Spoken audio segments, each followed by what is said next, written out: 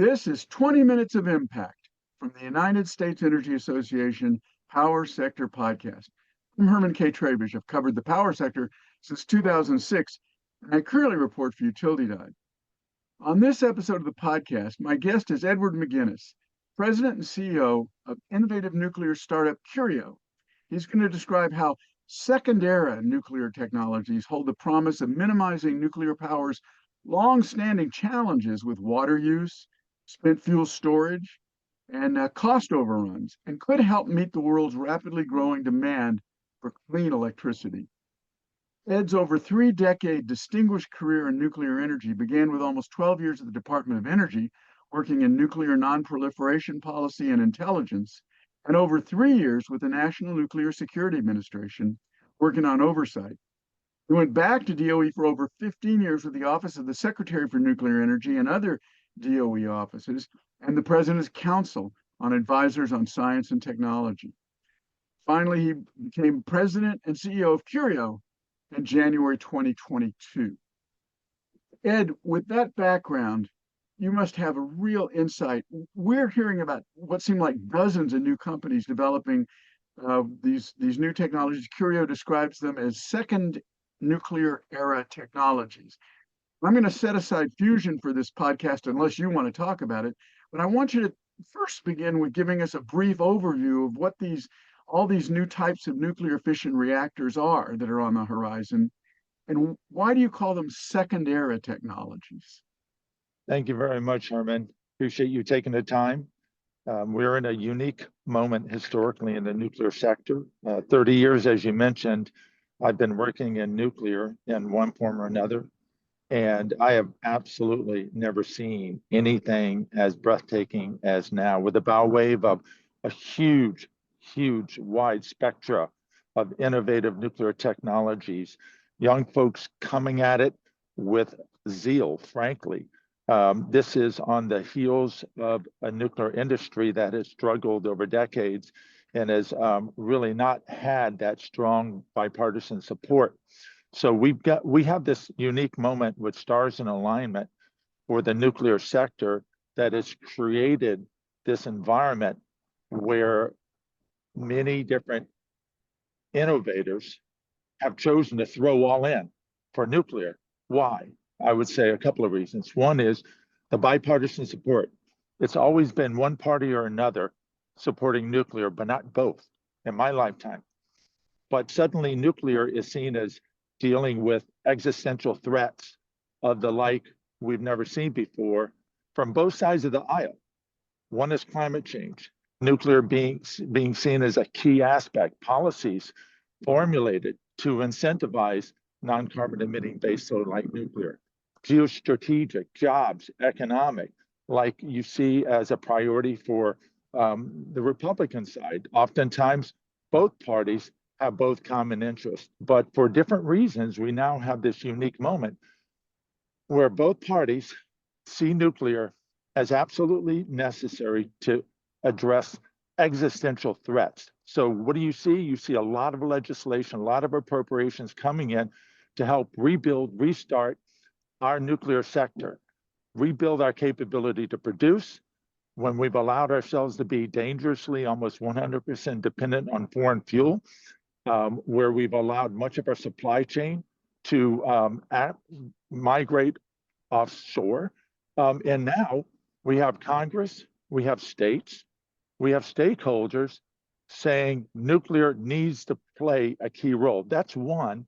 They've come in and then passed legislation to help level the electricity market field for nuclear, while supporting others like renewables and others, tax credits, others. Those are important.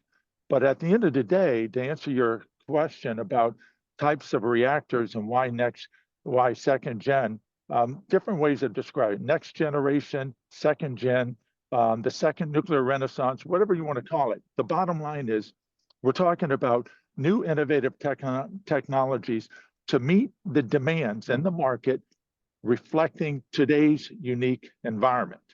So we have a suite of, and a huge variety now, and it's a wonderful thing to see, of reactors being developed now out of the West Coast, Silicon Valley, out of the East Coast, down in Texas, micro reactors, small modular reactors, large reactors, to be able to meet different distributed needs. We have a grid now that demands flexibility. We have an electricity grid that demands environmentally sustainable generation, and that really demands meeting the needs of the market, which is very different from 10 to 20 years ago. So it's an exciting time, and the more companies come in to innovate the way to try and find the safest, most affordable, most secure and responsive sources of electricity via nuclear, the better. But that's just the beginning of the story, because you have the overall what we call fuel cycle, which is everything that is beyond the reactor.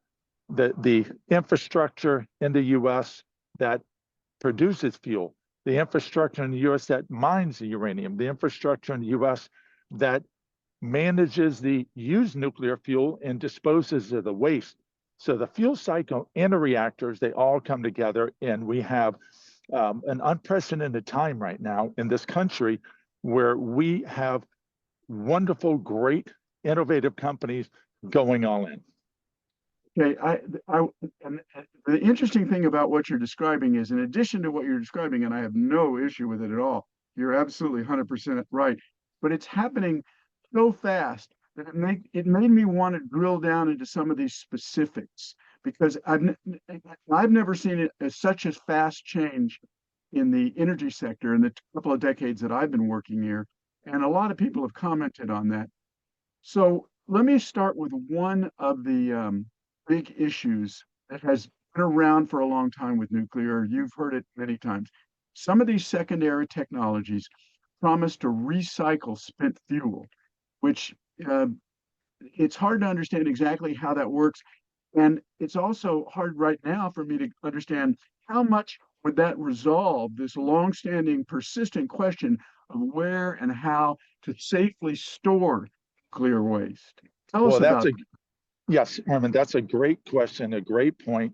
And that's why my company is primarily in existence, because we want to once and for all solve the so-called nuclear waste problem, which is more so a product of government policies going back to Carter, where he put a moratorium and ban on recycling and reprocessing due to international security implications and concerns of the way that recycling and reprocessing was being done back then, which is called the PRX process. I won't get into it, but the bottom line is reprocessing, the way it's been done in recycling, all the way up to today, has been done by government-owned agencies, Russia, Japan, France, China. They're using the same base process that we developed and pioneered all the way back to the Manhattan Project. And there's ultimately some environmentally challenging aspects to that process and a major security aspect to the process. So our company, with this new, unprecedented time of bipartisan support for nuclear, the environment has completely changed, the needs, the driver. We now have concluded now is the time to once and for all have a private company to come in and bring in the latest innovative way to recycle for the US and solve that nuclear waste problem. Real quickly, bottom line is the used nuclear fuel, the so-called nuclear waste that's sitting around the country next to each reactor, because it hasn't moved, because the federal government by law was supposed to pick it up starting in 1998 and did not. And now we're spending almost $1 billion a year in court assessed fines, the federal government paying compensatory damage. But all that fuel sitting next to and co-located in these dry cask storage, safe and securely, albeit sitting next to these reactors like Calvert Cliffs in Maryland, for example, Columbia Generation Station, where I am here in the state of Washington, that fuel, when it's run only one time now in the country for about 5 years. When it comes out, government policy has been to throw it away. Remember, because Carter said, I don't want to see the way they were doing the reprocessing done in this country because of the international security implications, not because there's not value. But when that fuel is running a reactor for 5 years, or approximately, when you pull it out, you've only used about 4% of the energy value. What does that mean? According to leading scientists, Idaho National Lab, there is enough remaining energy value resident in our so-called waste that's only been designated by the US government to meet all of the US electricity needs for the next 150 years. And so not only are we sitting on a huge untapped national reserve of fuel, during that 5 years when the uranium is fissioned, when the fuel is run in the typical reactor, it actually generates a whole host of other highly valuable, marketable isotopes and precious metals. One last point, our company, to give you a real sense of the value, our company has 10 different offtake agreements and indicators for 10 different isotopes and precious metals that we're going to extract from the so-called nuclear waste, like a mining operation, including radioisotopes that are important for fighting cancer, other medical applications, industrial, space-based, and fuel. But we're doing it in a completely different way than how it's been done around the world. We have eliminated this nitric acid process that actually generates more waste than you start, and we use a dry process.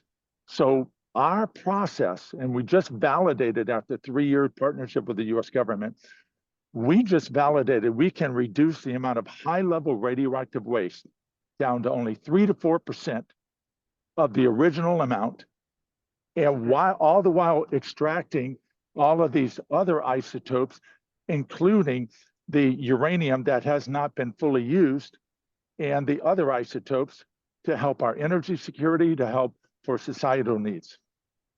Interesting. I want to get to cooling in a minute, and that's another process that you've developed. But I want to get a little bit more about this recycling of fuel. Are you saying that 96% of what's sitting in these waste repositories or these spent fuel repositories, it's not, I guess, from what you're telling me, it's not even spent, it's partially spent fuel repositories. We call it slightly used nuclear fuel. That's more technically accurate. But you're still going to be left with a very small amount of radioactive spent fuel. High level. So there's high level, and then there's low level. And so for the high level, that's the material that if you don't recycle it the way we do, the U.S. Nuclear Regulatory Commission requires wherever that repository disposal occurs to show that it's securely stored away from human exposure for 10,000 years and up to 100,000 years, which is mind-boggling.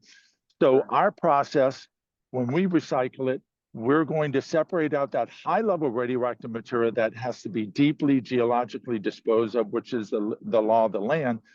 And then once you have 3 to 4% left only, then the options are much more palatable economically. We can put it in a borehole, 15,000 feet in the ground, probably for our entire nation's 92,000 metric tons. We could probably put the remaining 3 to 4% in 4 to 8 boreholes. And on top of it, instead of having a 10,000 or 100,000 year requirement from a public safety, this material that we pull out will only have to be securely demonstrated for disposal for 300 years. That sounds like a lot, but compared to 10,000 years, much more palatable. So that's our process. That's why new innovative tech coming into market is so important. But I want to make one other point about second gen or second era technology. Much of the technology, even being used or brought together by some of the latest innovative companies now, these are technologies that are well known, that have been around, many of them since the 1950s. It's more of the innovative bringing together in combination of the designs, much like reusable rockets with SpaceX. I would argue SpaceX probably didn't develop many or any new alloys or wholly new technologies.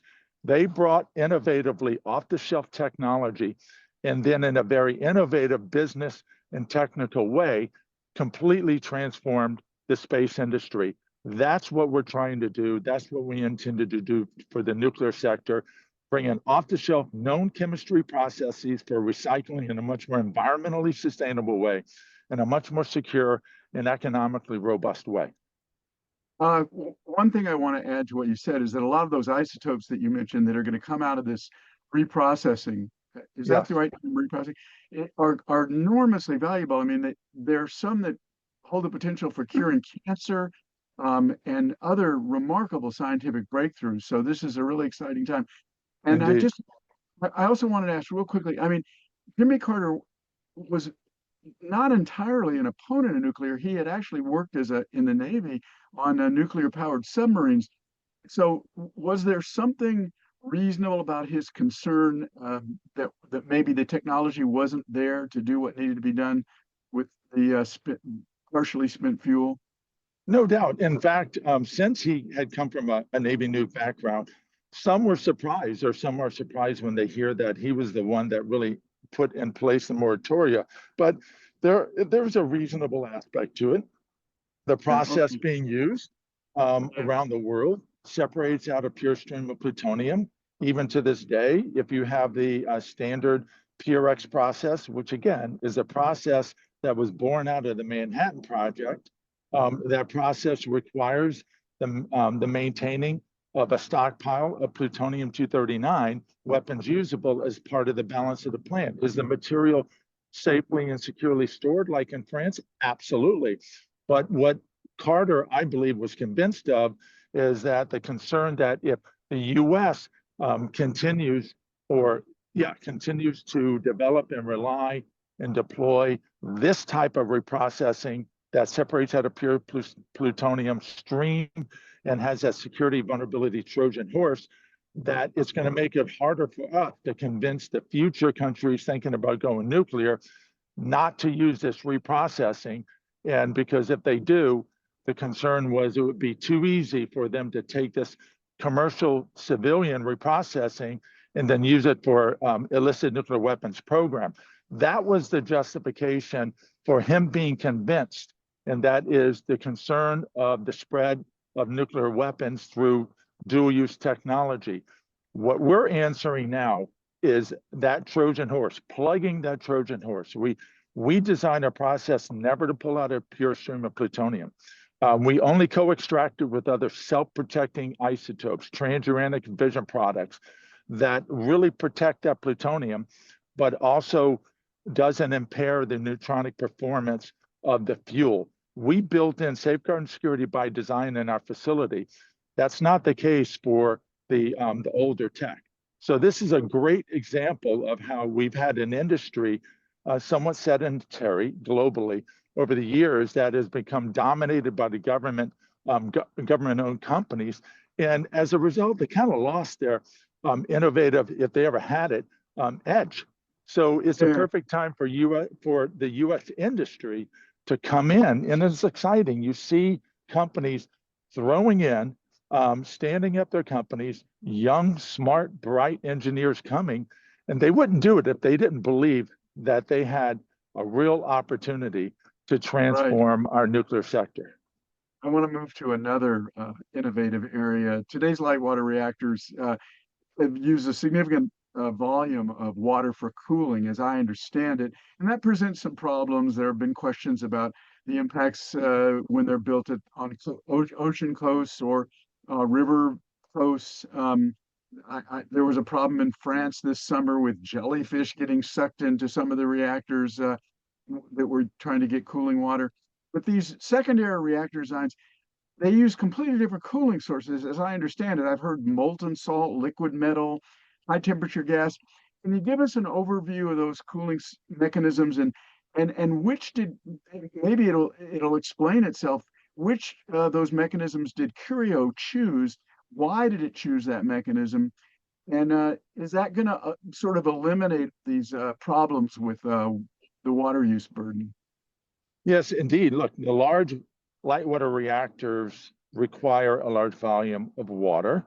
And that is a challenge to certain locations. If you want to build and you're in an arid location, and you don't have water sources, suddenly you're looking for the market to bring you something that doesn't require a large amount of water as the coolant. And what I was saying about an innovative, responsive market now, you have these companies responding to that and other needs by developing these reactors that are non-water cooled based. Like you said, molten salt reactor, which is our design. Our design is a two for a beneficial situation. One is it doesn't use water; it uses a molten salt. It's inherently safe. Walk away, because once if we ever had a shutdown, unplanned, the core just becomes a solid at 400 and something degrees. So it's inherently safe. You have sodium cooled fast reactors. You have other liquid metal reactors. And you have high temperature gas reactors designed to be ultra robustly safe. And none of those, virtually none of those, rely on water, much less large volumes. These generally are smaller reactors, so they allow more of a distributed, build. So if you don't need 1,000 megawatt, you just need, let's say, a 250 megawatt electric, at least at first. And you want to put it in a place where it's not next to a river or rely on water. You've got reactors now being brought to the market, including ours, which is called HOPE. We call it the homogeneous plutonium eliminating reactor.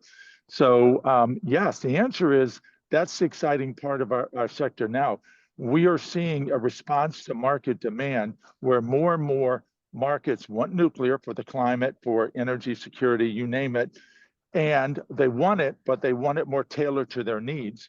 And not everybody can, not everyone wants a large gigawatt class reactor that is cooled by water, although we've demonstrated these reactors can be operated safely. Just look at the Navy.